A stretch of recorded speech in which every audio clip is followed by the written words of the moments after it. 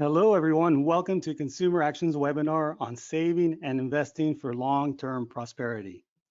My name is Nelson Santiago. I'm a community outreach manager with Consumer Action, and I am thrilled that you are here for the last webinar of the year. And I think you'll agree that we picked a great topic for this final webinar. What better time for us and for the clients that we serve to reflect on how we've done in the past year in terms of saving and investing, and how we might be able to do a little bit better next year. I don't know about you, but I think most people would agree that this year has been a little bit harder to set aside as much money as we would have wanted for saving and investing. So today's webinar should help us with that. The goal is for this webinar, which is a train the trainer, to provide information and tools that you can use to help the community you serve make some serious progress in the coming year on saving and investing. We have a wonderful lineup of speakers today, and I will introduce them to you shortly. But first, I also want to mention that joining us from Consumer Action today is also Anna Flores. She's our executive director, and she will help facilitate a question and answer segment after we hear from our speakers. So please, in the question function for GoToWebinar, you can put in some questions for Anna throughout the presentations, and we will get to as many of those as we can after the presentations. I also want to acknowledge our funder today. Consumer Action is able to present this webinar thanks to the support of Wells Fargo. Wells Fargo has helped support our consumer education efforts for many years, and we are very grateful for their support. Joining us today to offer a few welcoming remarks is Lisa Price. Lisa is a financial access and asset building lead for financial health philanthropy at Wells Fargo. And Lisa, if you're there, please go ahead. Great. Well, thank you, Nelson, and welcome to all of our attendees and our panelists today. I'm so thrilled for this webinar and the topic. As Nelson mentioned, it applies to everyone, and I'm actually really interested to hear what our panelists have to say. But first, let me share just a quick moment about Wells Fargo and my team. I sit within the Wells Fargo Foundation. I'm specifically focused on financial health philanthropy, and we have been partners with community action for many years, Consumer Action. And I just wanted to say that our team is focused on investing in foundational structures and transformative solutions that really address systemic inequities, and they build financial security to advance wealth and legacy creation, which is some of what we're going to talk about today.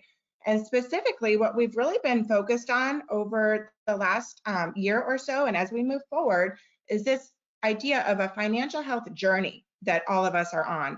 And that's really moving from financial stability to being secure and financial security into wealth creation, and then wealth protection and wealth transfer.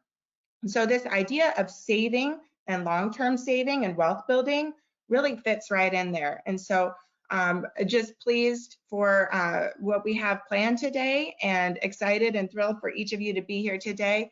And now I will turn it back over to you, Nelson, and our wonderful planned session for today. Thank you, Lisa, for your comments. Appreciate it. Let me tell everyone a little bit, let me introduce you to our very distinguished speakers that we have lined up today. We're going to hear today from John Moses. He's going to talk, he will cover many of those investing fundamentals that you're going to want to review and share with your clients. John Moses is Deputy Director in the SEC's Office of Investor Education and Advocacy. He works there as on investor outreach and education, including supporting SEC's financial inclusion efforts. He previously worked as managing executive in the office of the chairman, and began his SEC service as deputy director in the Office of Minority and Women Inclusion. John's private sector experience includes international work in the real estate and hospitality industries, and he is a U.S. Navy veteran. Thank you, John, for joining us today. We will also hear from Dylan Bruce. He's going to talk to us about different types of investment accounts, and he will talk to us about the financial advisors that are out there what the difference is among them and what consumer protections are available if we decide to hire someone to help us with investing. Dylan serves as Financial Services Counsel for the Consumer Federation of America. His work centers on investor protection and the regulation of financial professionals, with particular focus on regulated corporate disclosures, securities market regulation, and ESG investing. And in other words, that refers to investing that takes into account environmental, social, and governance factors. Prior to joining CFA, Dylan was a principal legal analyst covering corporate sustainability and ESG for Bloomberg Industry Group. Dylan received his BA from the University of North Carolina, Asheville, and his JD from the University of Florida's Levin College of Law. And last but not least, we will be hearing from Richard Eisenberg. He will provide us with lots of the practical information we need to take some concrete steps to get started with investing or get moving along with our investing efforts and helping our clients move forward with their investing. Richard writes The View from Unretirement, a column for MarketWatch, and co-hosts the Friends Talk Money podcast for people 50 and older. He also writes about personal finances and work for Next Avenue, the PBS site for people over 50. And he writes about Medicare for the Fortune website. He is a former managing editor of Next Avenue and the former executive editor of Money Magazine. He is also author of the books How to Avoid a Midlife Financial Crisis and The Money Book of Personal Finances. He calls himself an unretired journalist, and he lives in New Jersey. Thank you to all of our speakers for joining us today. We're excited about what you're going to share with us to help us all get our act together and help our clients get their act together with saving and investing, and look forward to incorporating what you share today into our work and our daily lives. Now, before I hand over the mic to our first speaker, we did want to conduct a quick little poll to see what people already know about this topic. So if we could get the first question up. You're going to be choosing true or false. I'm going to repeat the first question. I was having a little bit of an audio issue here. If you probably can see the question. Saving is preferable to investing over the long term because there is no risk associated with saving. Saving is preferable to investing over the long term because there is no risk associated with saving. If we could close the first question and look at results.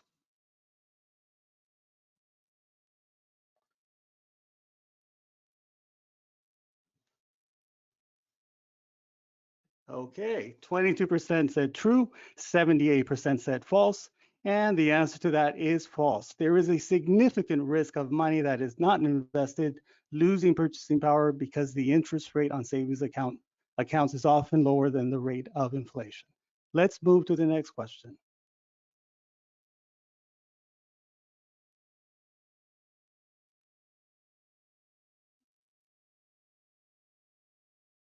Typically, you should have at least $1,000 available to invest before opening an investing account. Typically, you should have at least $1,000 available to invest before opening an investment account. Is that true or false?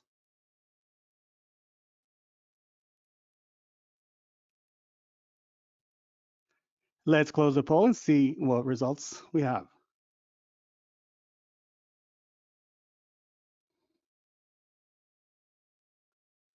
33% said true, 67% said false. Well, the people who said false, you are correct. The answer to this is false. You can begin investing with very small amounts of money, and we will hear more about that today. If we could go to the last question.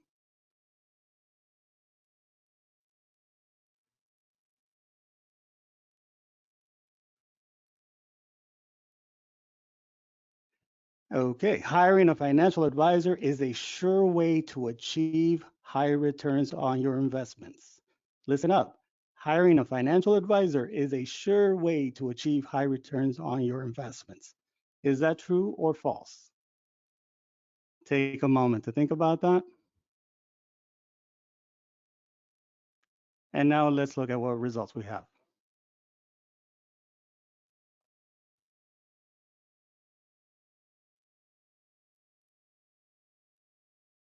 10% said true, 90% said false. So overwhelmingly, the majority of you got this right. There can be benefits to hiring a financial advisor. However, uh, however, there are many factors that go into whether you're going to do well with an investment or not, and we're going to hear more about this today. So that concludes the poll. Thank you to our editorial staff for putting together these nice questions. And if anybody wants a copy of the questions and the answers, we can get these to you as well. I'm going to move right along and get started with our first speaker. This is John Moses with the SEC. And John, I'm coming to your first slide. Let me know when you want me to advance the deck. Thank you so much, Nelson, Lisa, everyone. It's really a pleasure to be here with you this afternoon on the East Coast and this morning on the West Coast. My name is John. I'm with the SEC's Office of Investor Education and Advocacy, as Nelson mentioned, and I'm really excited about being here to discuss some of these topics with you and hopefully provide a bit of a framework that can be valuable as you discuss building wealth through saving and investing with your clients. Thank you for all that you do to support financial well-being in communities throughout the country.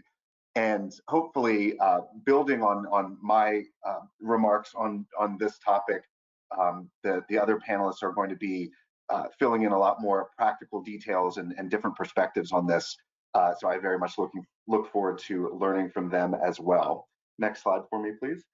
So the disclaimer is as follows. So we're a federal agency, so I will have to share this disclaimer, which is that our Office of Investor Education and Advocacy is providing this information as a service for investors. This is not a statement of official SEC policy. It is not a legal interpretation or investment advice, a topic we'll come back to if we keep going. So, there's a few things that I want to make sure that everyone knows about the SEC and some of our resources. So quick background on us, if we'll move ahead, please. So the Securities and Exchange Commission has a three-part mission to protect investors, maintain fair, orderly, and efficient markets, and facilitate capital formation. So you can see much more about that on our website, sec.gov, although we'll be focusing more on a website focused on everyday investors like you and me at investor.gov. But if we go ahead, I just want to give a little bit of background about the SEC and the markets overall. So this is a very large and complex set of market participants, issuing companies, broker-dealers, investment companies, all types of organizations, including some self-regulatory organizations you might have heard of, like FINRA. So this is, and of course, exchanges as well, 24 national securities exchanges. So this is a very large, complex market or set of markets that we oversee and regulate. And if we go to the next slide, some statistics just thinking about the overall volume of trading in these markets. Over $100 trillion of trading each year, and a great deal of trading as well in fixed income markets. And this, impacts either directly or indirectly tens of millions of American families that invest, and including hopefully many of your clients in communities around the country. Go ahead, please. Our office is, so as you can imagine, with a complex environment like the one I just introduced, there's lots of offices and divisions at the Securities and Exchange Commission focused on that three-part mission. Our mission is at the Office of Investor Education and Advocacy is to support individual investors, sometimes called retail investors, again, folks like your clients, like you and me. And we do a couple of different things. So first, we do respond to complaints and inquiries from investors, and we provide educational materials. So you can contact us at help@sec.gov, and you can see more contact information on investor.gov or sec.gov about how to get in touch with us if you or your clients have questions. We also do outreach like this, so you can invite us to provide a tailored presentation for your group. Just send us an email at outreach@sec.gov. Moving ahead again, please. Here's what we do and what we don't do. So, and I think this might resonate with you earlier, what I said earlier regarding this not being investment advice. So we provide information on how to save and invest and an introduction to products. We cover topics like risks and fees and strategies like diversification, understanding asset allocation, and those are some things that we do. What we don't do is tell you exactly what to save or what to invest in. We can't recommend specific assets, funds, companies, or investment professionals, but we do want to make sure that you are an informed investor, that your clients are informed, because they're more likely to choose a good investment strategy, and that's a strategy that makes sense for them, for their time horizon, for their risk tolerance, and it's also an investor that is less likely to be scammed. So those are that's sort of an overview of the SEC and our approach in the Office of Investor Education and Advocacy. I've mentioned it, but I'll hit these resources again on the next slide or two, please, which is everything that we talk about and much more is on investor.gov. You can see there's a lot of different resources. We have financial tools and calculators. We have bulletins and alerts. You can check on your investment professional and see if who you're dealing with is registered. If not, you should have some questions about that. Again, a great resource for you and your clients in the community. In the next slide, you'll see we also have information in Spanish. So moving ahead, what we want to just introduce in this conversation is really a three-part framework to building wealth. First, it's paying down high interest debt. Second, it is building an emergency fund, or if you like, an opportunity fund. It can be a better, more exciting way to think about it. And finally, it is investing over the long term. So first, let's think about needs versus wants. A lot of this is coming up with some funds. It does not, as Nelson said in our quiz earlier, it does not need to be $1,000 for lots of reasons: technology, innovation, competition. It is less expensive and in many ways easier to invest now than it has been than it was in the past. And we want to take advantage of those opportunities, but we do need to create some space in our budget to invest, to save and invest. So thinking about with your clients, just the simple framework is what is a need and what is a want. So we need certain things, but we don't need to have the ultimate expression of that thing, the finest version of that thing, in order to move forward. So if we think about shelter, we need a place to live. We don't necessarily have to have a luxury apartment with no roommates. We certainly need food, but we might want to be careful about online ordering and delivery fees and things like that.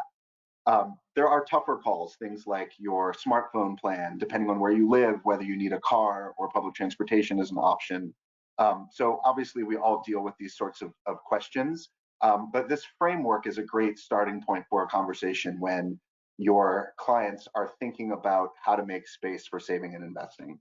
So if we go to the next slide, the first thing that we emphasize is paying down high interest debt. So we obviously want to avoid building it up, but if we have built it up, we want to prioritize paying it down aggressively. We may want to delay taxable investing.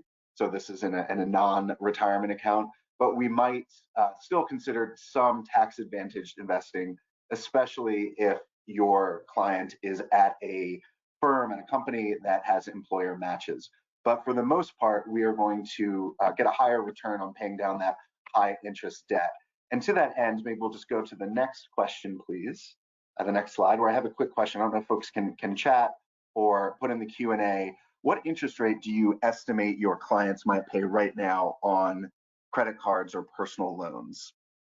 Go ahead and put that in the chat if you would. I think we've got some. So I think that what we're seeing now is with higher interest rates, yeah, we're looking at over 20%, 25, 27%, even higher. So that, of course, is a higher interest rate than you might expect to get over the long term through investing, and that makes it often a good place to start, or at least to prioritize.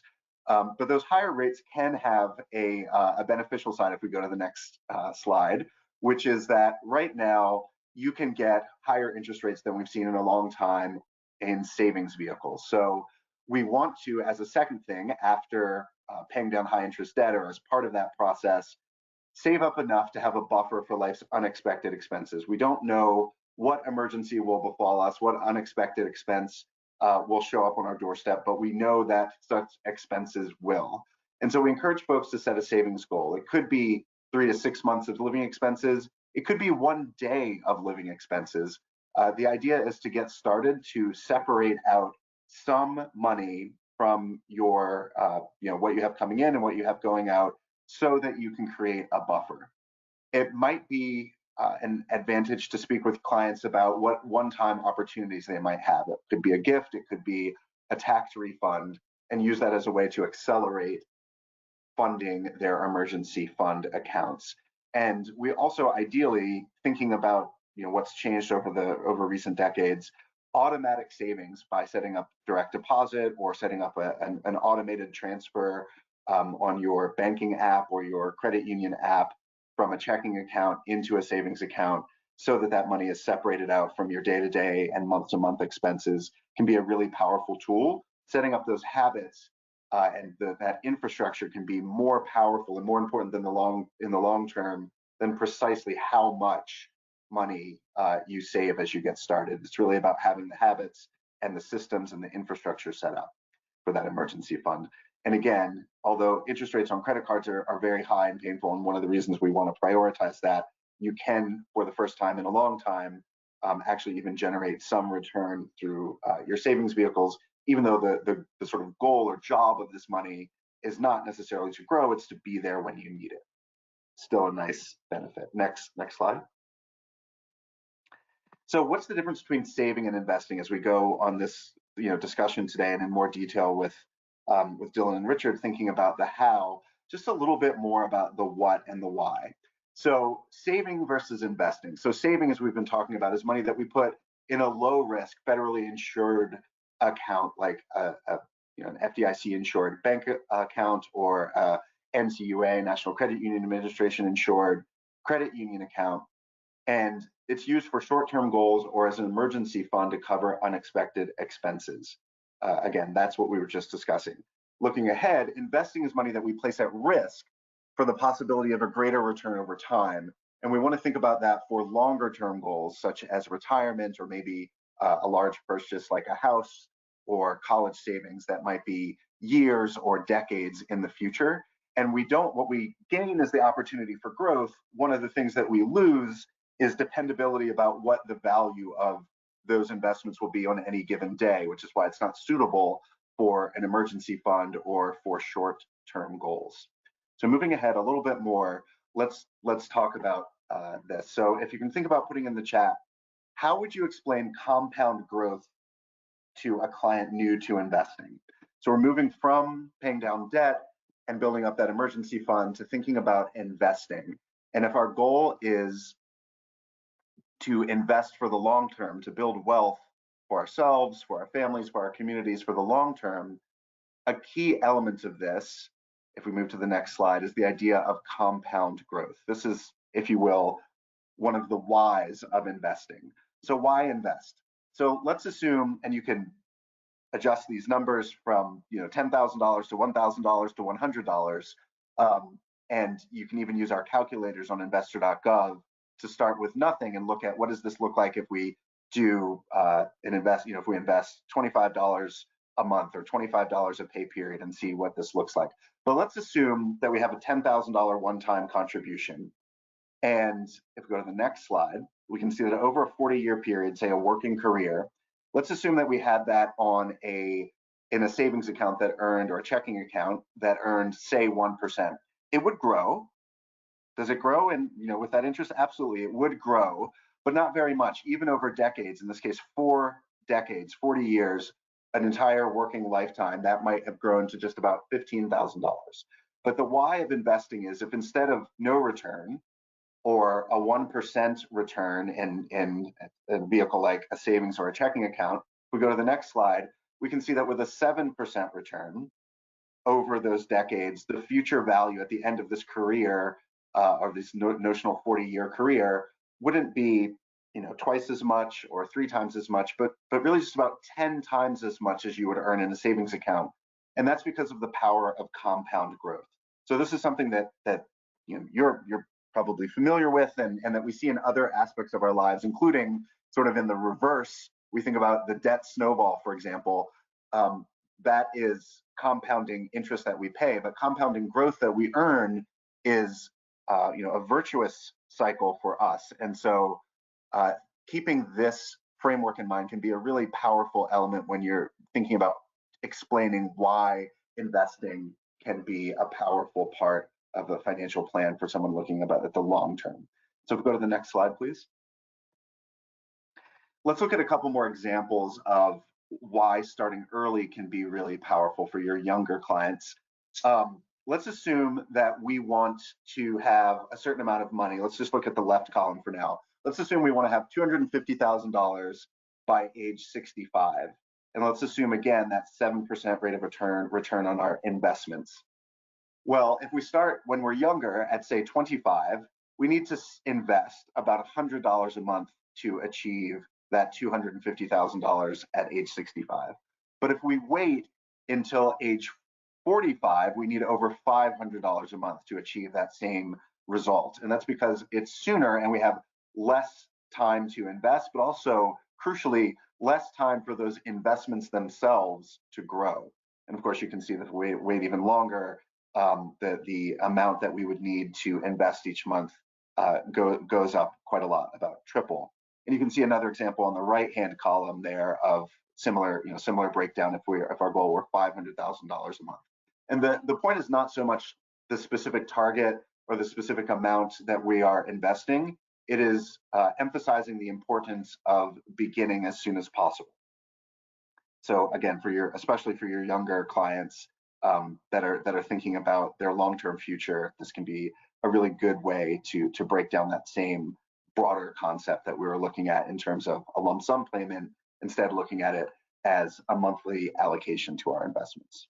Next slide, please, Nelson. So as we think about where we might want to invest, certainly retirement accounts and tax advantaged accounts that I mentioned earlier can be really powerful in terms of our wealth journey. I loved what was mentioned earlier about the stages or journey of investing. And so think about what the advantages are for your clients of making their employer's 401k a starting point. What might you tell them if they work somewhere that has a workplace retirement plan? What are some potential advantages? We'll go to the next slide. So the things that we might think about first are tax advantages. Depending on whether it's a Roth or a traditional account, they might be able to lower, your clients might be able to lower their taxable burden now in a traditional account, or to withdraw the investments even if they've grown significantly without taxes later if they choose a Roth. Importantly, we might also have access through our employer plans to matches, and this is free money. So this is not investment advice, but maybe just generally advice, which is take the free money. So if your employer offers a 401k, you might encourage your clients to think about their employer, your community members to think about and try to understand the contours of their employer's 401k and see whether there might be an opportunity for them to get a match with certain contributions. Importantly, and this can be an area of confusion for some investors, especially novice investors, is that the 401k can stay with you even if you change jobs. You might be able to roll it over to your new 401k or into an IRA, which is another tax advantage type of account. Again, much more information on this on investor.gov if you or your community members need to go over the basics. Next slide, Nelson.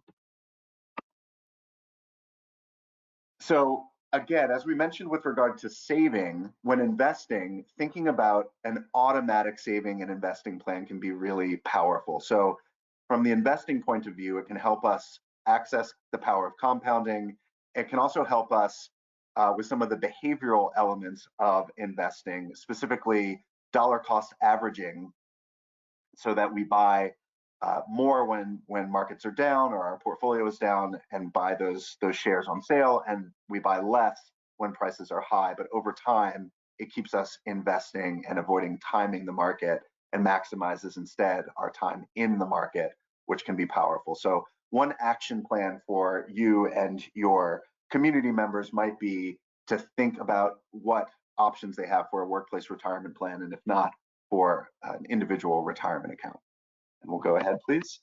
A couple of notes on technology. In the next slide, we have this slide and similar, one more for me, Nelson. We have this slide and similar slides when people think about the advantages of things like innovation and competition has brought us lots of places to get information and lots of places to invest, which can have some really powerful benefits, including lower minimums, like Nelson emphasized to us in that earlier quiz, but it also brings some risk. And so we want to be very careful of things like celebrity endorsements. We want to be careful about social media. We want to make sure that we're doing our own research, not relying just on family and friends or coworkers, and that we are playing the long game and not thinking about get rich quick schemes. Most wealth generated through investing is generated over a long period of time. So again, more on that at investor.gov. One topic, next slide, one topic that we have on our website is, one more for me, please, is the topic of crypto assets. So we have from earlier this spring, a view for individual investors about crypto asset securities, an alert offering some information and a framework for discussion on crypto assets, including topics such as whether or not they are in compliance with applicable laws, including securities laws.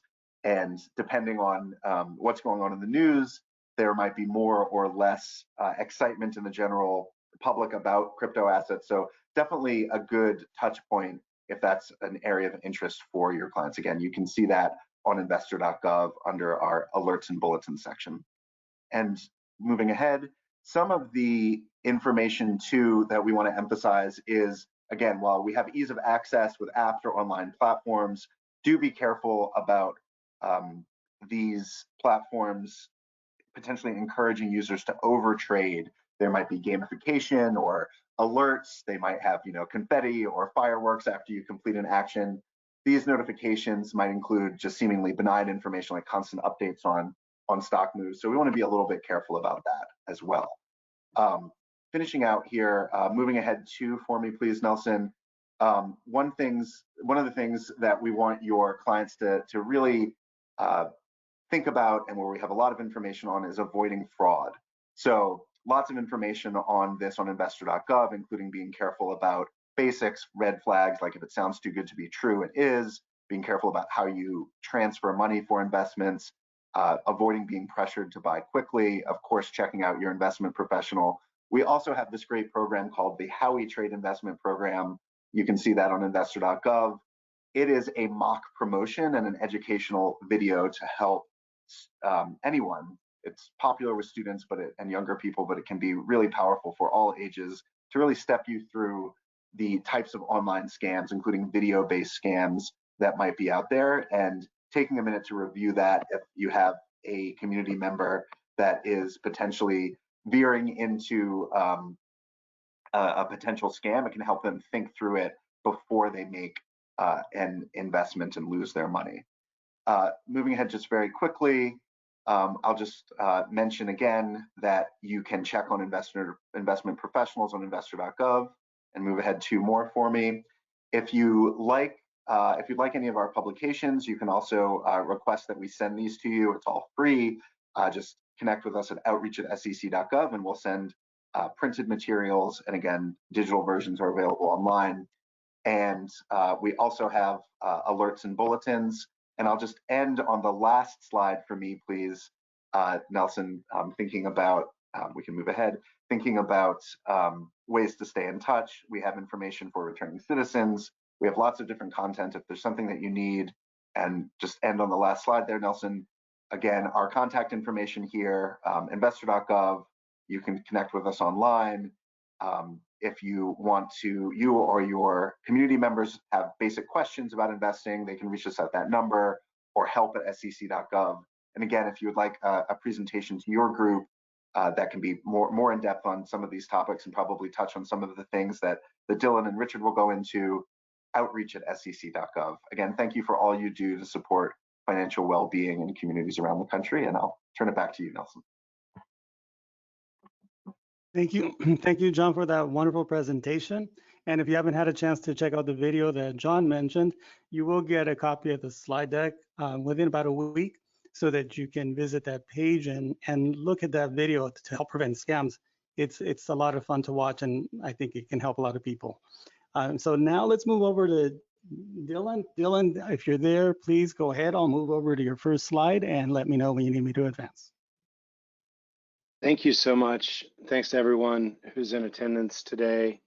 Thanks to Consumer Action for hosting this. As Nelson mentioned, my name is Dylan Bruce. I'm the Financial Services Counsel with the Consumer Federation of America, which is an association of nonprofit consumer organizations that was established in 1968 to advance the consumer interest through research, advocacy, and education. As a research organization, CFA investigates consumer issues, behavior, and attitudes through surveys, focus groups, reports, analyses, and policy analysis. As an advocacy organization, we work to advance pro-consumer policies on a variety of issues in a variety of federal and state contexts. And then as an educational organization, we disseminate information on consumer issues to the public and the news media, as well as to policymakers and other public interest advocates. As a precursor, I will say if I disappear for a second, it's only because I'm having a coughing fit. I'll go on mute. My daughter's in daycare, so I'm sure many can relate. They bring home novel viruses that seems like they're trying to kill us, but we'll get through it. In this portion of the webinar, my hope is to impart to participants some essential bits of knowledge and information that will assist you and those that you're helping to make better informed investing decisions. Informed investor decision making is a key principle that undergirds the work that I do at CFA. The other key driver of my work is to strengthen the investor protections that are crucial for investor well-being. My portion of this session today is going to focus on some fundamental types of investment accounts available to retail investors, and hopefully shed some light on key features and considerations. We'll also explore the role of investment advice professionals to better understand the value they bring to the table in guiding investors towards financial goals. I'll also emphasize the significance and some specifics of investor protections that investment advice professionals must adhere to, and some of the safeguards in place to protect retail investors. By the end, I hope that attendees will be a little better equipped with an understanding of the investment landscape, enabling you to navigate this complex environment with more confidence and to help facilitate sound financial choices for those that you're helping. So if we can go to the next slide, please. In the dynamic and sometimes complex world of investing, there are several key considerations that warrant attention from investors. First and foremost, individuals must grapple with the decision of whether to focus their investments within retirement accounts or explore non-retirement account options, each carrying distinct implications, considerations, and rules. Concurrently, the choice between broker-dealers, investment advisors, or another type of financial planner becomes pivotal, as investors must discern which services align with their financial goals, objectives, risk tolerance, their preferences, and then their individual financial situations. Understanding your own investment profile will help ensure that your strategies and decisions are tailored to your individual comfort levels and your long-term financial aspirations. Critical here too is the comprehension of investment fees, as fee structures will directly impact your overall returns on your investment. And lastly, understanding some key investor protection concepts, and standards of care for investment advice professionals that apply in different investment scenarios is also indispensable. So if we could go to the next slide, please. So understanding the landscape of retail investment accounts is fundamental for any investor. In the realm of retirement accounts, individuals often encounter the wildly popular 401k and 403b plans, typically sponsored by employers and falling under the umbrella of defined contribution plans.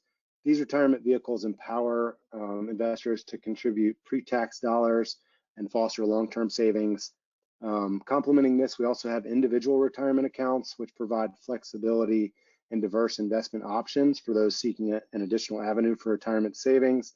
And then pension plans, also known as defined benefit plans, they represent a traditional form of employer-sponsored retirement. In recent decades, there's been a steady shift away from defined benefit plans toward defined contribution plans. Critically, this shift also puts a lot of responsibility on individuals to plan and save for their retirement, and shifts that burden from employers to employees, i.e. individual investors, in securing their own financial futures.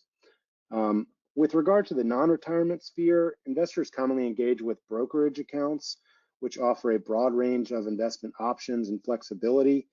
Additionally, advisory accounts provide a more hands-on approach, with investment advisory professionals guiding investment decisions based on individual financial goals, risk tolerance, investment profile, etc.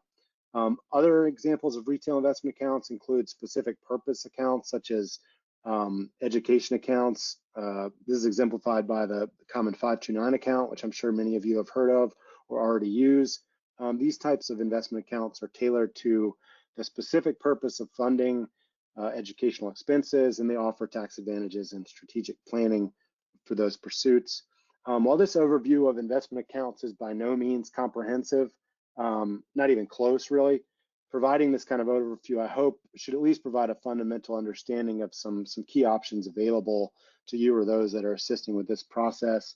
I mean, taking a step back, a lot of what I'm going to talk about is going to be an oversimplification of this landscape. It can be pretty complicated. There's a lot of different kind of stakeholders and financial services providers, and there's a lot of overlap. So apologies for the oversimplification in parts, but I think that's kind of critical for developing that fundamental understanding. If we could go to the next slide, please. So some key considerations for non-retirement versus retirement accounts are going to be purpose, tax treatment, contribution limits, withdrawal rules, eligibility. John went through some of this, so I'll kind of move through this quickly. But with retirement accounts, the purpose is going to be long-term savings for retirement. There's tax advantages. These encourage investors to save for their post-work years. With non-retirement accounts, these serve a broader array of financial goals, such as building wealth, purchasing a home, or funding education, as we talked about. They also lack that specific retirement focus and some of the associated tax incentives. With regard to taxes, typically retirement accounts, they offer tax advantages with contributions that are often tax deductible, earnings growing or tax deferred until withdrawal, and then taxes are incurred upon withdrawal during retirement as income tax. With non-retirement accounts, generally contributions are made with after-tax dollars, and then any capital gains, dividends, or interest earned may be subject to taxes during the investment period. There are contribution limits with retirement accounts that are set by the government. With non-retirement accounts, typically there are not contribution limits. And then same thing with withdrawal rules. There are specific withdrawal rules with regard to retirement accounts that don't exist with non-retirement accounts. And then similarly, eligibility. There's certain eligibility requirements for retirement accounts that are not present for non-retirement accounts. Generally, non-retirement accounts are open to everyone, regardless of employment status or income.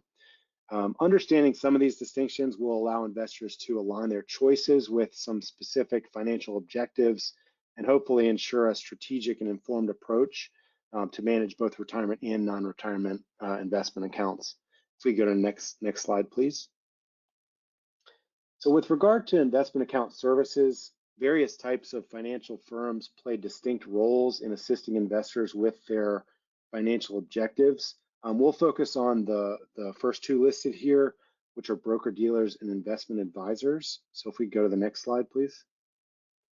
With regard to broker-dealer firms, brokerage account services are typically offered by broker-dealers, which are financial firms that engage in the business of buying and selling securities on behalf of customers and their own accounts. They play a crucial role in facilitating transactions across financial markets. Some key characteristics here of broker-dealers and the services they provide are, like I said, facilitating buying and selling of securities on behalf of clients. They offer a range of investment products, including stocks, bonds, mutual funds, and exchange-traded funds, among many others. A key characteristic here is the commissions-based compensation structure for broker-dealers. They earn commissions, typically, they earn commissions on transactions made in client accounts. The typical types, the primary types of brokerage firms can include full-service brokerage firms. They provide a wide range of financial services, including investment advice, research, and financial planning. Customers often have access to a dedicated financial advisor who can assist. And then some examples include Merrill Lynch, Morgan Stanley, UBS, et cetera. There are also discount brokerage firms. These firms provide services that are primarily focused on executing trades, and they may offer fewer additional services in addition to that. They also often provide online platforms for clients to manage their own investments. Some examples are Charles Schwab, Fidelity, and then there are online brokerage platforms. These financial institutions and fintech companies, they operate exclusively online platforms for individuals to trade securities. They often have a user-friendly interface or a mobile app, and often offer competitive pricing or commission-free trading. Some examples include like Robinhood, E-Trade, Webull, eToro. And then there are also banks with brokerage service. So many traditional banks also offer brokerage accounts. This offers clients to have their banking and investment accounts with the same institutions. Some examples include Bank of America and Wells Fargo. Again, there's a lot of overlap between these categories, but I think it's just important to kind of try and identify and delineate some of them. When selecting a brokerage account provider, individuals should consider factors such as fees, the available investment options, the research tools, and customer service. So it's very essential to select a provider that aligns with the individual investor's goals and their preferences. Going a little bit further into categorizing brokerage accounts, we can also bifurcate between discretionary and non-discretionary brokerage accounts. In a discretionary account, the advisor has the power to make investment decisions without needing approval from the account holder. This gives the advisor flexibility to execute trades based on their analysis, and it requires limited involvement from the investor. On the flip side, there are non-discretionary accounts. These operate with explicit client approval for each trade. Here, account holders are going to have full control over their investment decisions, and this requires more active participation from the investor. Considerations for choosing between these account types include things like risk tolerance, time commitment, and then their communication preferences. Another category of brokerage account that's worth mentioning are self-directed brokerage account. These accounts, a good example here would be like an account that you would have on Robinhood. These accounts put even more control directly into the hands of the investor. In a self-directed account, the investor makes all the decisions independently without relying on a financial advisor or broker for recommendations. The account holder is going to research, select investments, manage their investments. And this account is suitable for individuals who have a really good understanding of the markets and want complete autonomy in managing their portfolio. Important for me to mention here, there are some unique risks that go along with self-directed accounts. Generally, whether that's a brokerage account or a self-directed IRA, primarily that's because there are very limited investor protections that apply to these accounts. So investors are really going to be on their own when using these. Therefore, investors should do extensive research before opening one and continuing to be very diligent and careful if they decide to invest through one. Perform extensive research and due diligence into whatever investment products they may be inclined to invest through these accounts, and just be generally very careful about the types of products you're investing in. Next slide, please. So moving on to investment advisor firms. These financial services firms are those that offer investment advisory services and are typically known as investment advisors or registered investment advisors. Some key characteristics here about these advisors and these firms and the services they provide are that they provide personalized investment advice. They are held to a high fiduciary duty. They engage with investment portfolio management, and then they also provide additional financial planning services. These are commonly, as I said, commonly referred to as investment advisors or registered investment advisors. They provide tailored investment strategies that align with individual and unique investment goals for investors based on risk tolerances, goals and objectives, financial circumstances, etc. This personalized approach ensures that investment recommendations are customized to meet specific client needs. Their fiduciary duty, they operate under a fiduciary duty, which means that they're legally obligated to act in the best interest of their clients at all times. This duty extends to the entirety of their advisory relationship with their clients, meaning it's not just tied to a particular account or individual recommendation. And the boundaries of this duty will be outlined in an advisory agreement that'll be executed between an advisor and a client. Importantly, most investment advisors use what's called fee-based compensation or fee-only compensation. They commonly charge fees based on a percentage of assets that they manage for their clients. This fee-based compensation model is designed to align the advisor's success with the client's financial success. As the earnings go up in the account, the advisor makes more, but also obviously the client has more investment money in the account.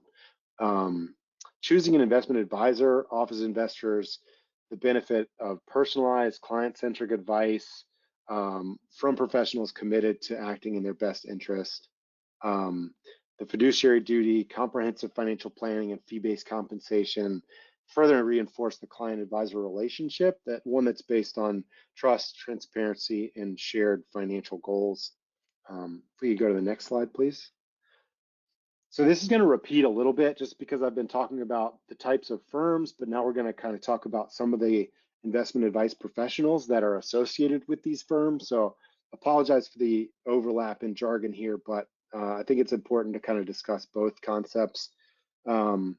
Navigating the financial services industry, it involves understanding the distinctions among these key professionals, namely broker-dealers, investment advisors, and financial planners. We've already covered much of this again, but it's worth repeating some key principles and considerations here. These investment advice professionals oftentimes play distinct roles, and there are meaningful differences that exist across several dimensions here. So with regard to the role in investment recommendations and investment decisions, broker-dealers, they facilitate, again, the buying and selling of securities and execute trades on behalf of their clients, but also more and more frequently, they provide investment recommendations to purchase individual securities or to engage in particular investment strategies. Investment advisors, they again offer personalized investment advice, providing recommendations and actively managed investment portfolios on behalf of their clients. And then there's financial planners. This often can be an umbrella term that can include both brokerage and advisory services, but many that designate themselves as financial planners focus on holistic financial planning, addressing various aspects beyond investments, including retirement planning, estate planning, and tax considerations. Again, while these distinctions are important, they can also be fluid to some extent. So for example, broker-dealers, while primarily executing transactions, may also provide recommendations. Investment advisors, while offering personalized advice, they may also engage in the execution of these trades. And then financial planners, while emphasizing, holistic financial planning, they may also provide investment recommendations and execute trades too. Understanding the multifaceted capacities in which these financial professionals can operate is crucial. Crucial for the people that you're going to be helping here. And it really underscores the importance of discerning the specific role that your financial professional is playing with respect to the individual scenario, with your individual investment scenario.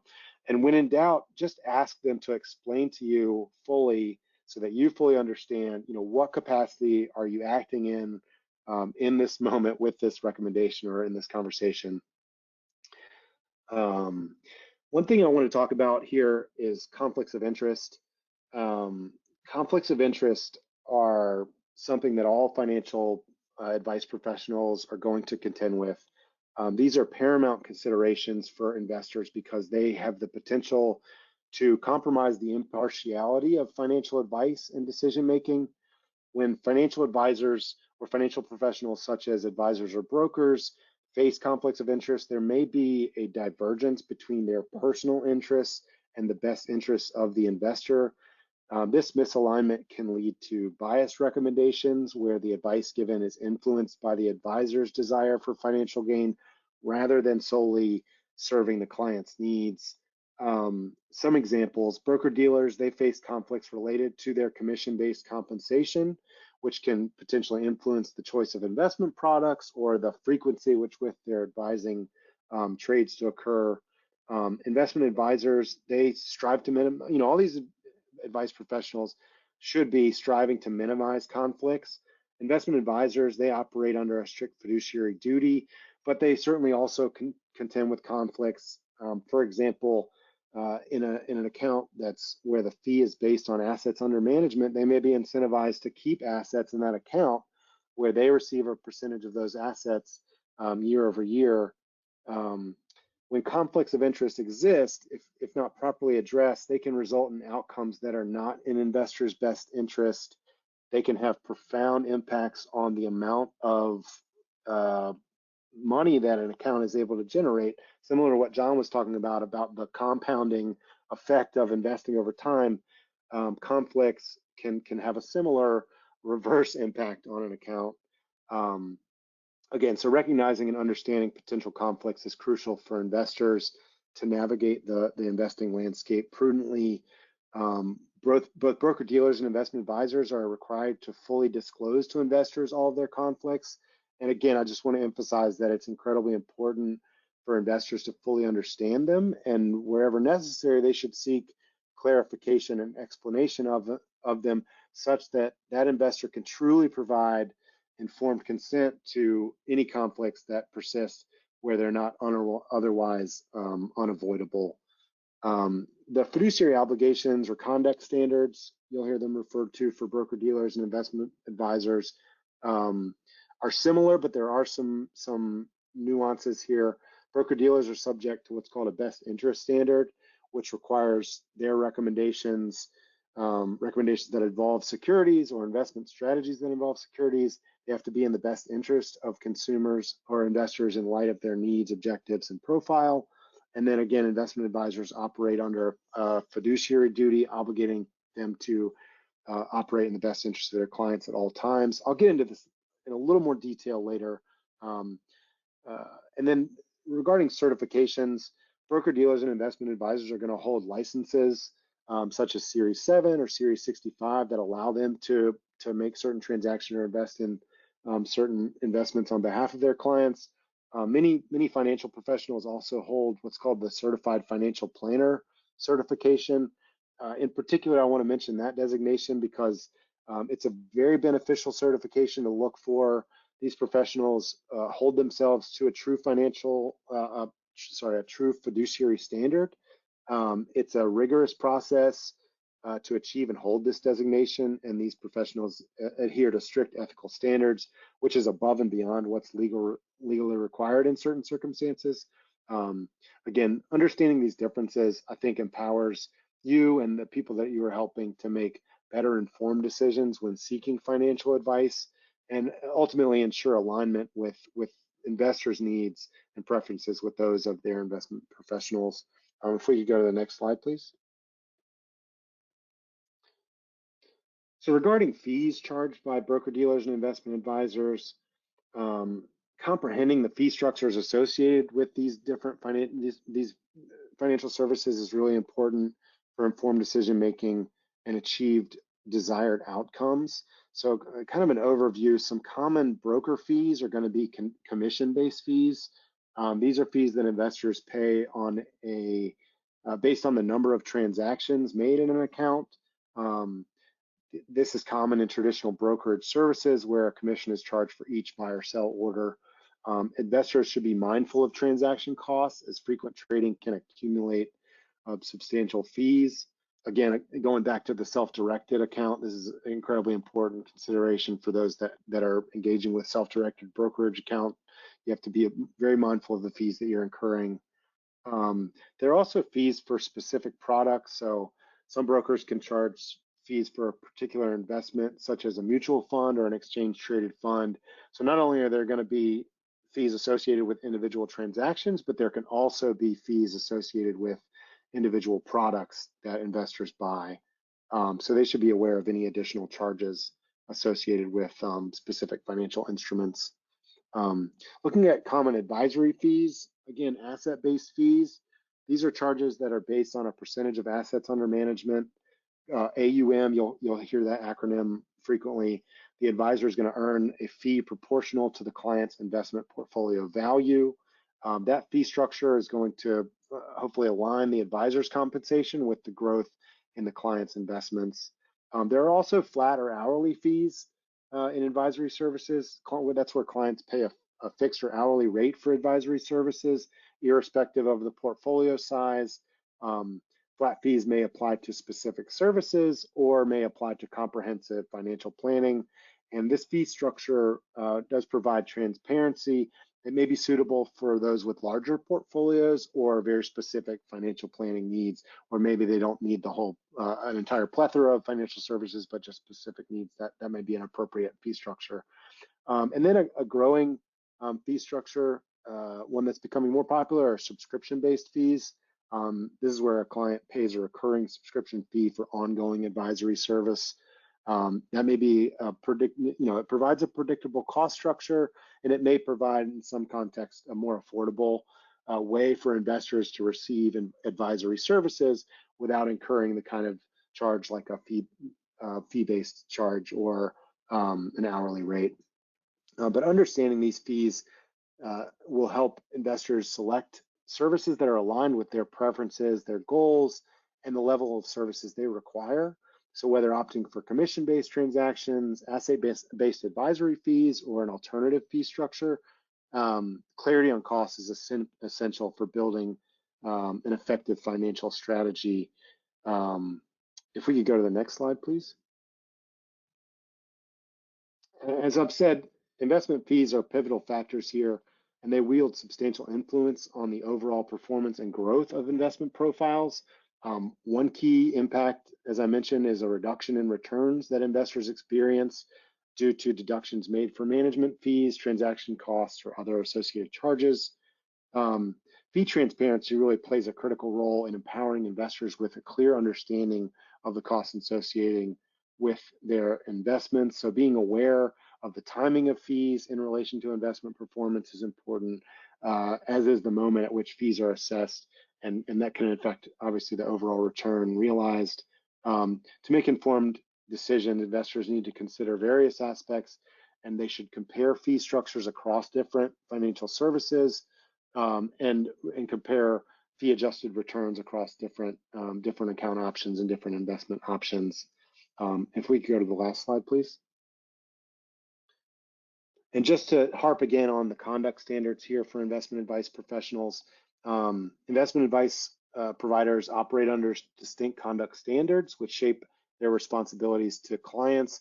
Fiduciary investment advisors are mandated to act in the best interest of their clients, prioritize financial solutions that align with investors' needs.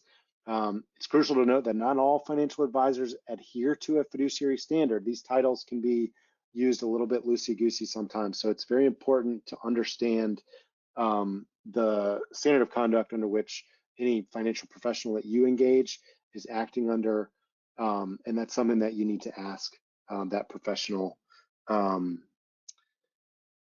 Let's see, again, these distinctions, they can get pretty technical, but I just want to emphasize the importance of understanding these various kind of considerations. So just to conclude here, I want to emphasize again, if you're not sure, ask your financial professional to walk you through the capacity in which they're acting, any conflicts of interest that they have, and then any fees that are going to be assessed for their services or the investment choices that you're making. So with that, I'll conclude. Thanks so much for everyone's time and attention. Thank you, Dylan, for that great presentation. Lots of information that we want to learn about, be aware about.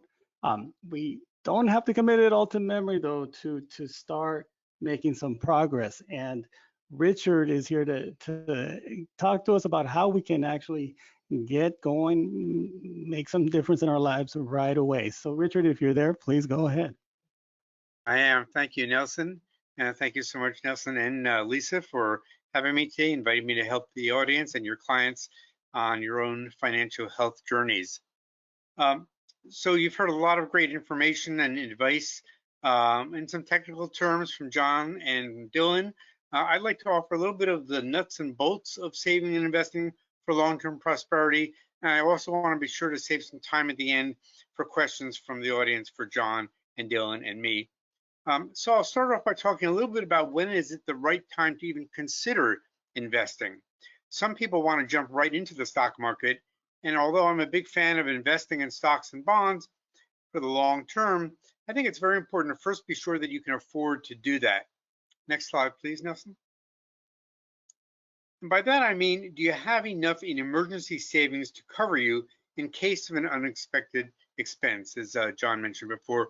Because if you don't, and if you put any extra money you have into stocks or bonds, you could have a problem getting the money that you need quickly, since stocks and bonds can be volatile and it's possible to lose money with them. And as you've heard, a good rule of thumb for emergency savings is to have the equivalent of 3 to 6 months worth of expenses in a checking or savings account where you can get it easily. That's hard to do, and it's not easy to do quickly, so it may take some time to get to that point, but it's really an important goal.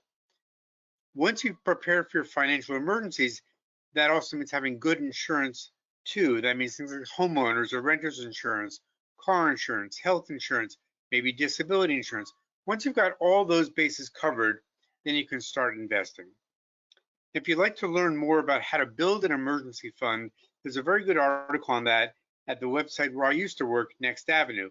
It's called 10 Ways to Build an Emergency Fund, and I believe Nelson will be able to share the live link for that later on. All right, next slide, please. So once you've got your emergency fund, you can get started investing, and that means opening a brokerage account. So there are a few things you want to consider when you're opening them, which is what I call the why and the how. So the why is, what do you want to get out of investing? And the answer should be growth of your assets and also preservation of your money. In other words, you want to invest so you'll have more money in the future to help you reach your financial goals, but you want to do it in a way where you can help ensure that you're not going to have less money than what you put in. And as we've heard, investing carries risks.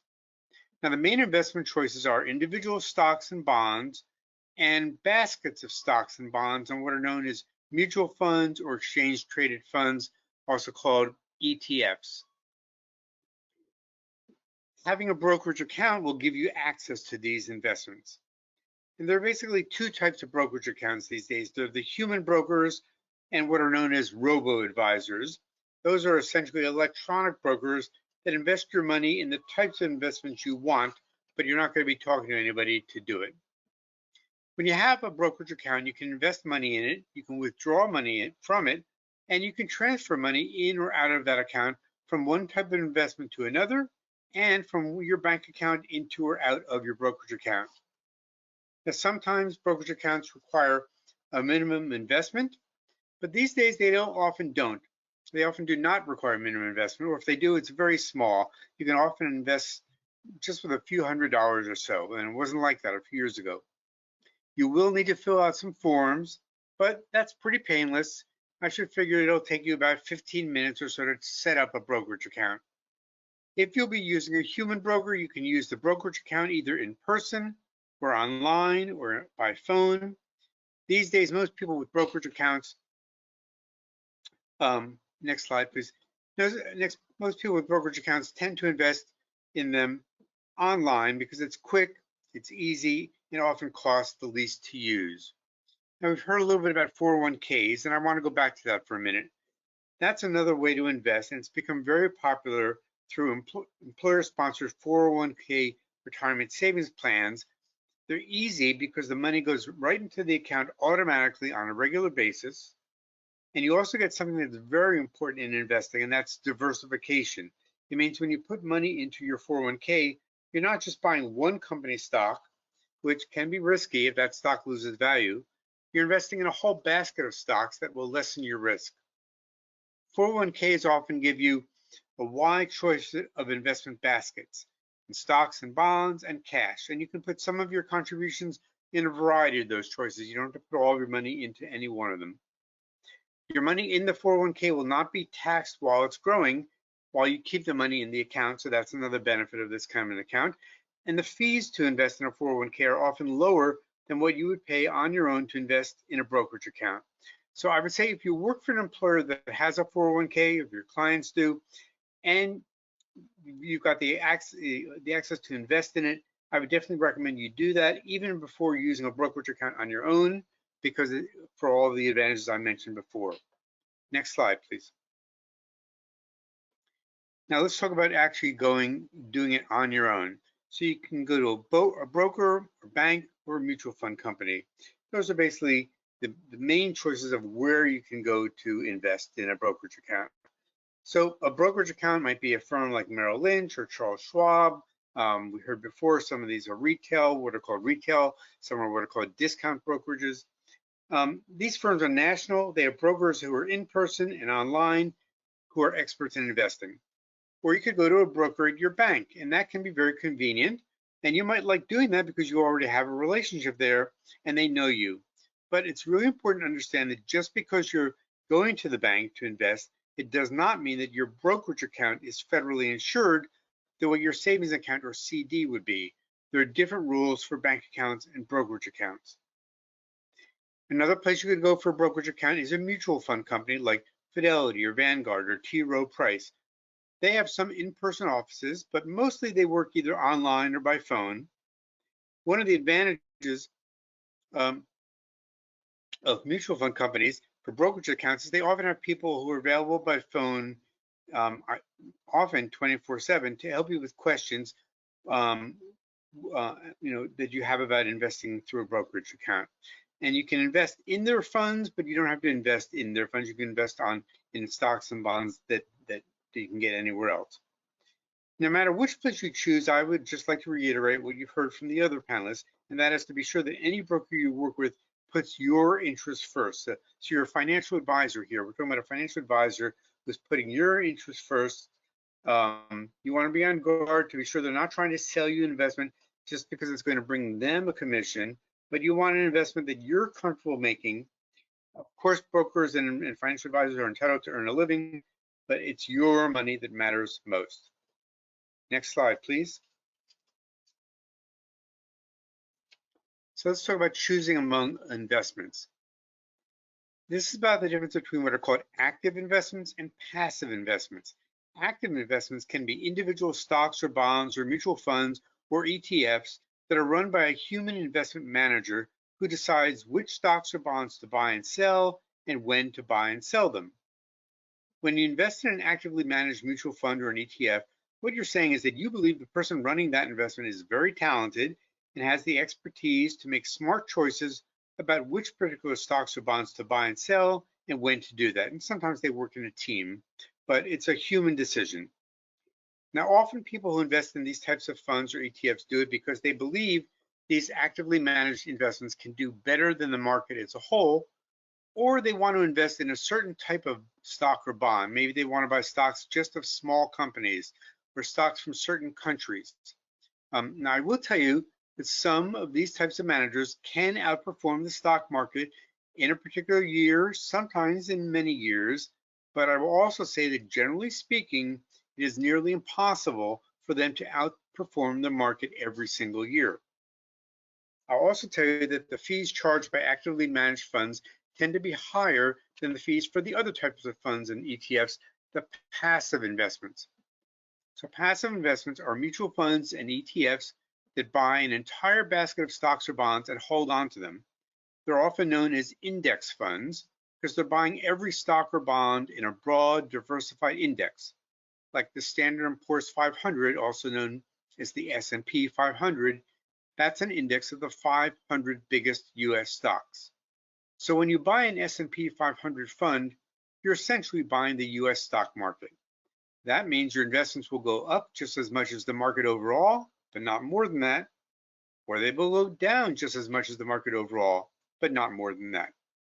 And as I mentioned, the fees on these funds tend to be lower than actively managed funds because there's less work to manage them.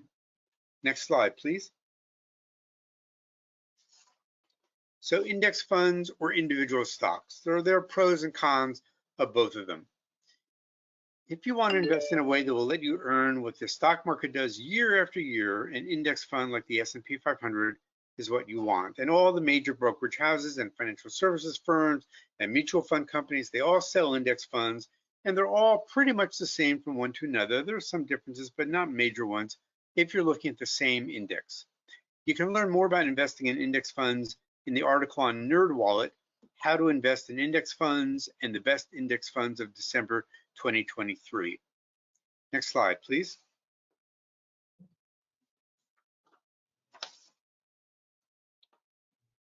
So when might you want to invest in a stock market index fund, and when might you want to invest in individual stocks? I'll answer that, and then I'm going to get to the investments you may want to avoid at first. But in terms of deciding between funds and stocks, I'd say you want to invest in the stock market index fund when you want to own the whole stock market or a basket of similar stocks. But if you want to own just one company because you think the prospects for that company look good and you like that company and you've done your research, then you might want to buy just that individual stock. Just understand that when you're buying individual stocks, that's riskier than buying an index fund because you're betting on one particular company. If it goes down, so does your investment. When you own an index fund, if one company's stock in it does badly, but the others do well, you'll be okay. Now I want to say a little bit about investments to avoid at first. So far I've been talking about stocks and bonds as investments. There are lots of other types of investments, but I think you want to avoid them by and large when you're just starting out as an investor, because I think they're just a little too risky and complicated when you're just starting out. I'm talking about things like commodities, options, futures, and crypto. Commodities are basically making a bet on the price of things like gold, silver, oil, gas, corn, or beef. Options are a complicated form of investing that lets you have the right to buy or sell a security at a certain price in the future. Some sophisticated investors buy options because it lets them hedge a bet on prospects for an investment. But as I say, when you're just starting out, you really don't need to be hedging or making that kind of a bet. Now, the upside potential with options can be big, but the downside can be serious too, because you might pay to buy the option, and then the option could be worthless if the investment does not rise in value. Futures are like options on commodities and on stock indexes and treasury bonds. They let you lock in the underlying price of the asset for a fee, and they expire on a certain date.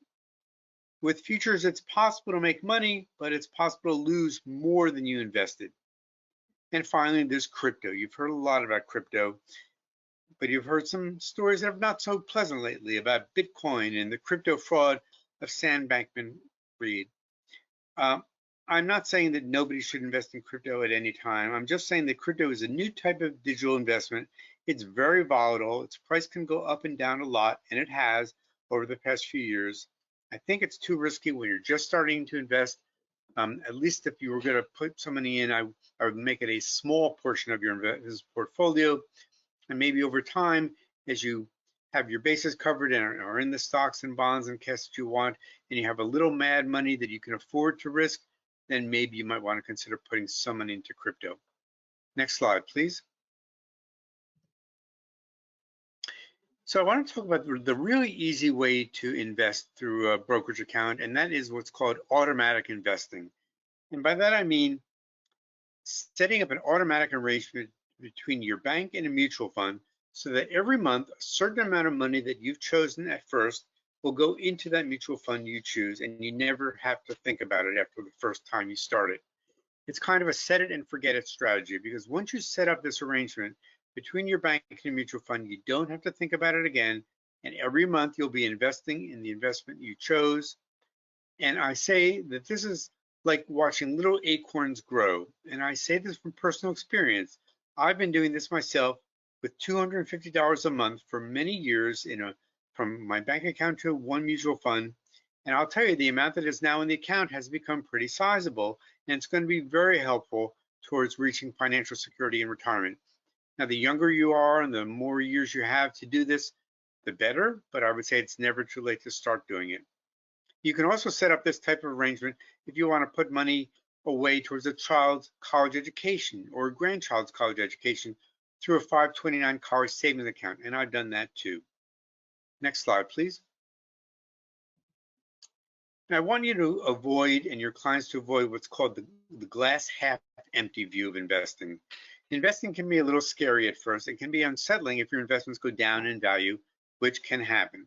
That's why it's important to be a long-term investor where you're prepared for ups and downs in any given year, because you're confident that your investments will be worth more over the long term. But some people have what I call the glass half empty view. They see their investments go down sometimes, or they worry that they won't have enough money in the future, and they get very gloomy. I wrote an article about this for Next Avenue called Dump Pessimism from Your Portfolio, and I did an episode of my Friends Talk Money podcast on this, about the glass half empty view too. You can avoid this problem by facing your fears about money and investing and unwinding them. A good financial advisor can help you do this as well. You can also consider the worst case scenarios and then make a plan for what you'll do if they come to pass. This could mean keeping some money in super safe places.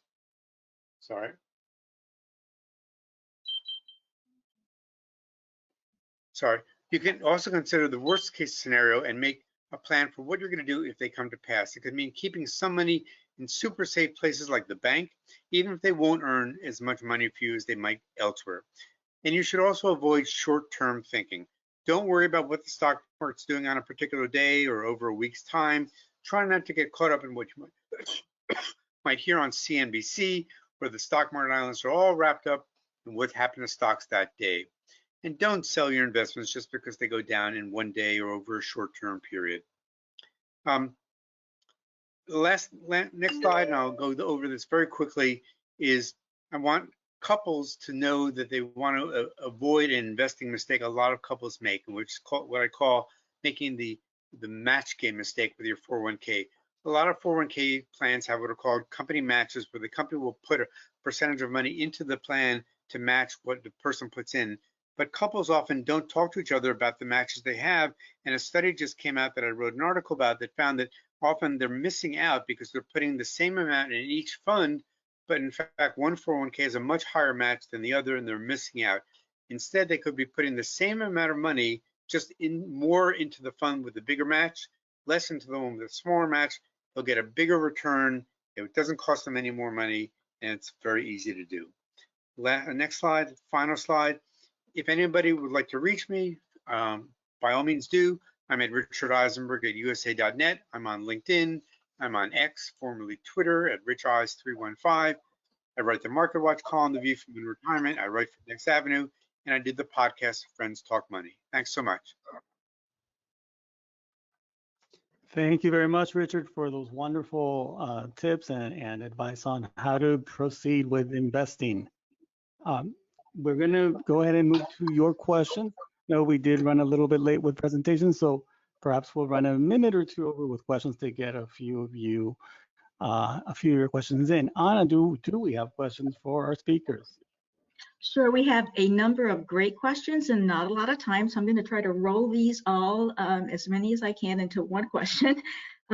it's related to the standards of conduct, which a couple of you raised in your presentation. One of our attendees said they've had financial planners selling life insurance failing to disclose their conflict of interest and trying to sell them products they didn't need. And eventually this person figured out, because they're a savvy consumer, but if someone claims to be acting in your best interests and they're not, how do you tell? How do you know whether someone is actually working in your best interests? Are there red flags? And then what do you do about that? And I'm just going to throw that out to any of the presenters. Sure. So I can start with a couple of thoughts.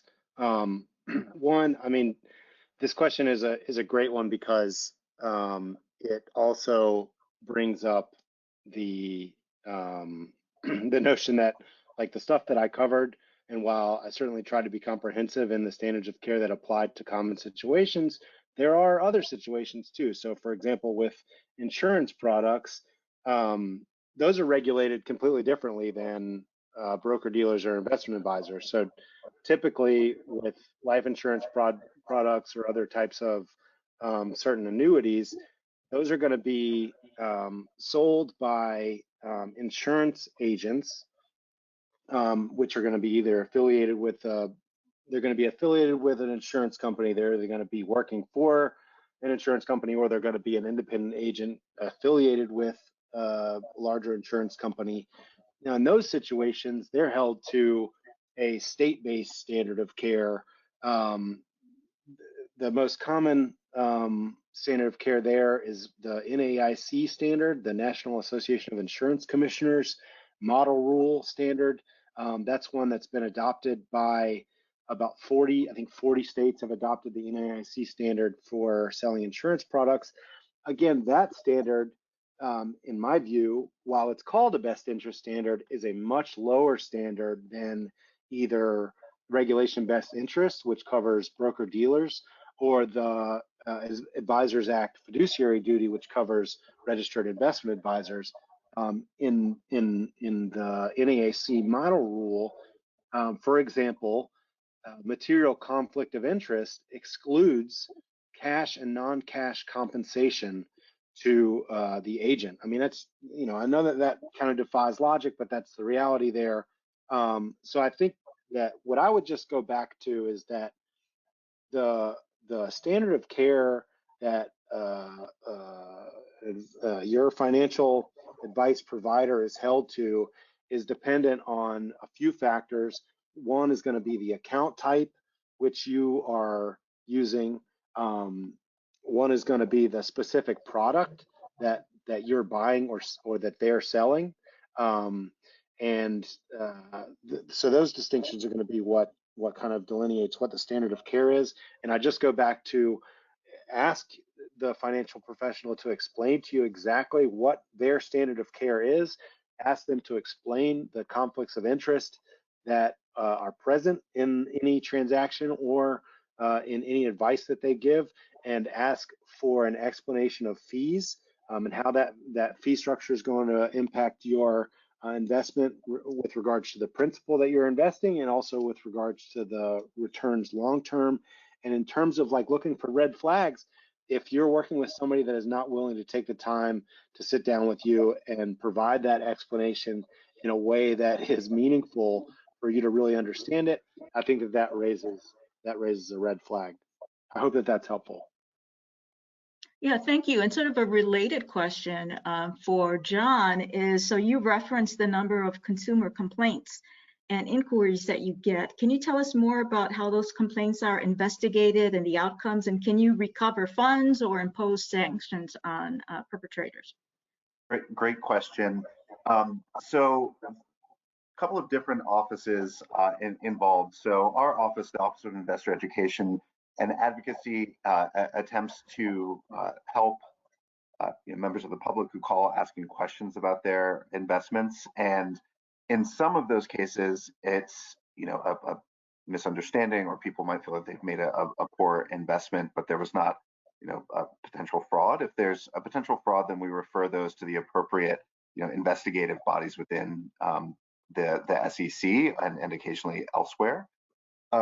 In terms of recovery, you can actually go on sec.gov and see some of the large scale fines and penalties that have been levied based on violations of the securities laws.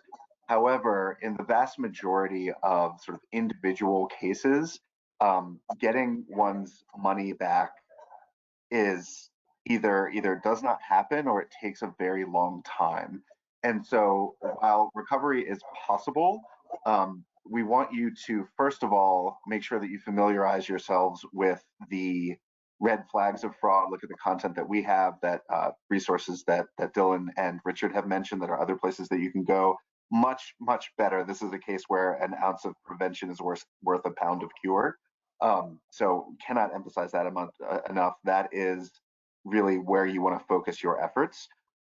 Is before you have a problem. If you even just have a question, call us at the info. You'll get the deck, but you can call us or email us at help@sec.gov before you make the investment if you have a question or concern, and that will really improve your chances. So it is possible, and certainly there's many sanctions that are put and fines and restitution, but it does, when it happens for individual investors, take a long time.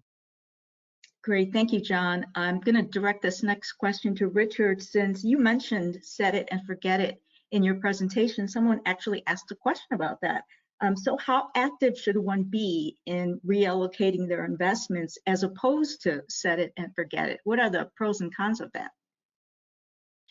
Well, that's another great question. Everybody's going to be different when it comes to how often to look at and change your investments. But I think you don't want to do it too often, which is to say, maybe you want to be looking at your statement once a quarter, certainly once a year, but not once a day and probably not once a week. In terms of when to make your investment choice, moves from one to another, I think you really want to be looking long term. And so if your investments are still where you want them to be in terms of the types of investments you want, even if the returns aren't as where you want them to be, I would stick with them for the long term. If you found that, your goals have changed or something about that type of investment is not what it was when you first went into it, then it's worth changing. But don't feel a need to buy or sell just because something changed in that stock that particular day. Great, thank you. One issue that we didn't discuss that has been brought up a couple times on the Q&A is 529 accounts. The person was asking about a specific company, but we're not going to put you on the spot and ask you about a company. But what do you think about 529 accounts and getting multiple? Are there pros and cons to those? And I'm just going to open that up to everyone.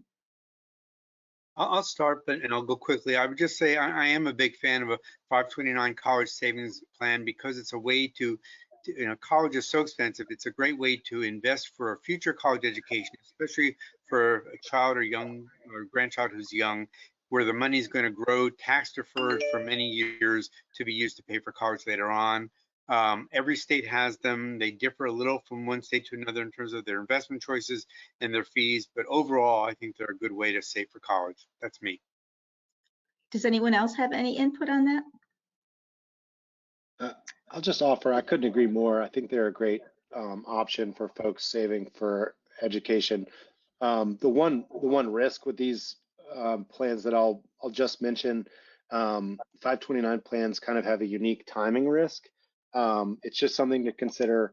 There are timing risks with any investment account or investment selection, but with a 529 plan, you're going to be needing to access the funds in that account at a very particular point in time. That is when your kid goes to college, and if the timing of the market is not perfectly in line with the timing of your kid going to college, then that may present you with a challenge in terms of not wanting to draw down that account at a time when perhaps it's not performing exactly how you want it to be. I think a lot of folks are kind of dealing with that right now, where, as their account has gotten to 17 or 18 years old, it's transitioned from being more heavily invested in stocks to being more heavily invested in bonds, but you're in a high interest rate environment where bond prices are down,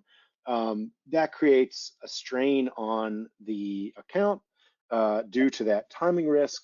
So I think just generally wherever, folks, it just kind of reintroduces the principle of like diversification, where there are some folks may decide to pull money from a different investment account in order to cover that timing risk gap that they're experiencing in the moment, or another strategy. So I just thought I'd mention that. Great, thank you. And just one, what I think is a quick question for John. John, during your presentation, you mentioned when people leave one employer, they can transfer their 401k to, the next employer. Is the same, does the same rule apply to 403bs? Yes, those should be transferable as well. So you can talk to both, at plan administrators at either employer. But the one wrinkle is that depending on your compensation agreement, the match can sometimes have a vesting period, but your contributions certainly are portable.